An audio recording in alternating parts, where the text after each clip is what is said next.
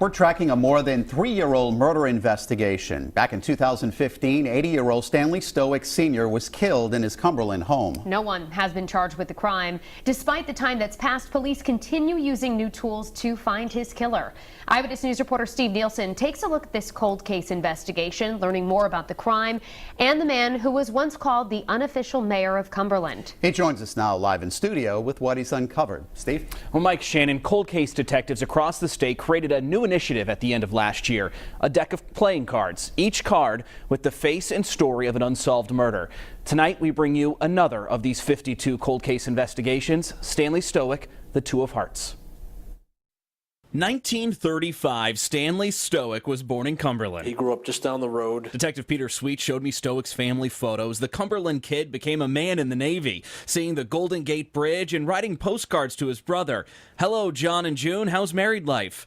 Then returning home. So he loved this town. He was the unofficial mayor. A gardener. This is the cabbage I was telling you about. I mean, look at the size of those.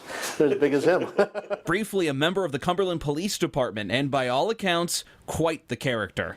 This was his 80th birthday, and that was him. Everybody called him Stosh. It's a nickname so old that no one can really seem to remember where it came from.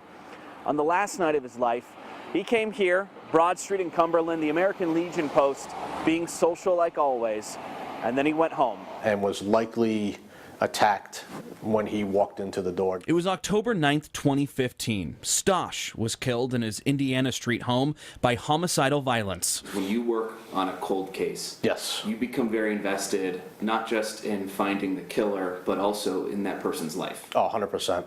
100%. I met him very briefly in passing. You know, I used to patrol the area before I came up to detectives. Does that make this personal?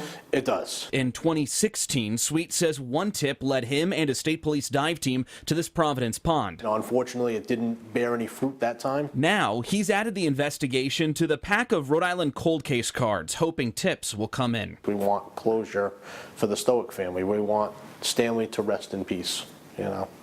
It's the least we can do.